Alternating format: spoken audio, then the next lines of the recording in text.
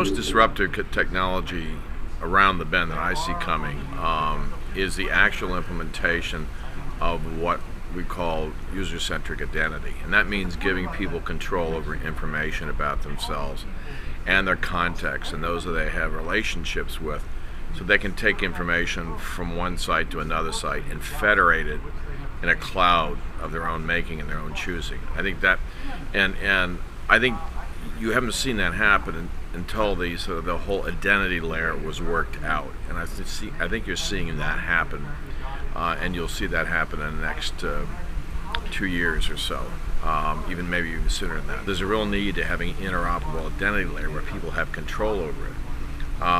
And what makes that even better, I think, is things called zero-knowledge proofs. I mean, Microsoft has something called uProof. I'm not familiar with that. But basically, I can share information just about myself that's identifying without having to leave with you personal identifying information. So that builds a trust.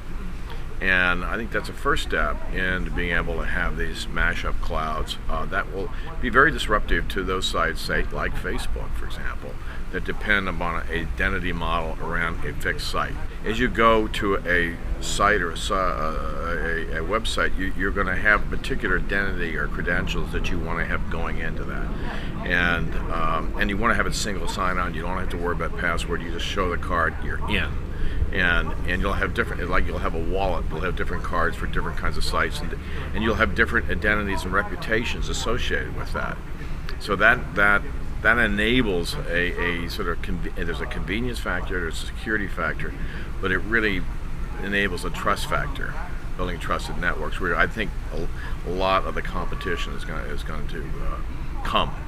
And so when I recently just saw Wave, Google's announcement of Wave, you take these two together, and I talked to the vice president of technology for Google on this, and he said, "Oh yeah," he said, iCards are seamlessly integrated into Wave. So it's interesting to see how that plays out. The popular notion is that kids don't care about how they're seen, and they don't have a high regard for privacy and the privacy settings. I think that's sort of yesterday's news. I think that, first place, privacy is the wrong way of framing it. It's really how you want to mutually share information, under what circumstances, what your expectations are, and how it's going to be used. And so, you hear different reports about it, where people are the privacy settings and the defaults and what they use and they don't use.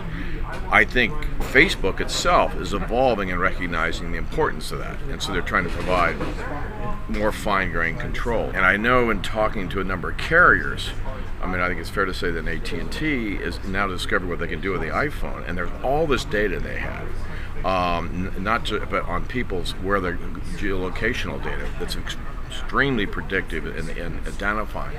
They want to use because they can provide better service, but they're going to have to develop policies that are understood and in control by the user and respectful of it. Because the surveillance, people do not appreciate how powerful the surveillance element is going to come in very shortly. One of the things that people are starting to appreciate is the power of the consumer. The fact that the asymmetry between people and companies is being reduced. So the coordination costs of having a lot of people work together is being reduced. And with that comes a notion of user-centric identity or control over your personal information. So this is a whole power shift, organizationally and societally, that's never existed before, certainly on this scale. So once you get that, then you're going to have different kind of business models. You're going to have different kinds of companies and firms and organizations that recognize this sort of the power of this peer structure, and I think that's going to have effect of flipping a lot of the current business models around the web.